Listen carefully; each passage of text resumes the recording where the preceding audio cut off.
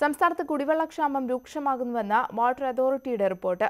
മഴ ലഭിച്ചില്ലെങ്കിൽ അടുത്ത മാസം അവസാനത്തോടെ പല പമ്പിംഗ് സ്റ്റേഷനുകളിലും നിശ്ചലമാകുമെന്നും വാട്ടർ അതോറിറ്റി സംസ്ഥാന സർക്കാരിനെ അറിയിച്ചു. മുഖ്യമന്ത്രി വിളിച്ചേർത്ത സർവകക്ഷി യോഗത്തിന് മുന്നോടിയായി വാട്ടർ അതോറിറ്റി തയ്യാറാക്കിയ റിപ്പോർട്ടിലാണ് കുടിവെള്ളക്ഷാമത്തെക്കുറിച്ച് മുന്നറിയിപ്പ് നൽകുന്നത്. സംസ്ഥാനത്തെ പകുതിയിലേറെ പ്രദേശങ്ങളിലും കുടിവെള്ളക്ഷാമം അനുഭവപ്പെട്ടു തുടങ്ങി. ഒരു മാസം കൂടി വിതരണം ചെയ്യാനുള്ള കുടിവെള്ളം മാത്രമാണ് പല സംഭരണികളിലുമുള്ളത്. തിരുവനന്തപുരം ജില്ലയിലാണ് കുടിവെള്ളക്ഷാമം ഏറ്റവും രൂക്ഷമായി അനുഭവപ്പെടുന്നത്.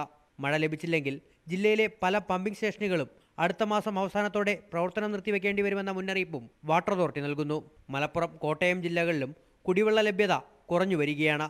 നദികളിലെ വെള്ളം സംരക്ഷിക്കാൻ അടിയന്തര നടപടി വേണമെന്ന ശുപാർശയും വാട്ടർ അതോറിറ്റി സർക്കാരിന് നൽകിയിട്ടുണ്ട്.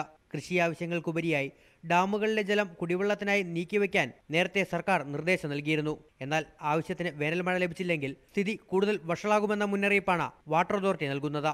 ന്യൂസ് 18 തിരുവനന്തപുരം.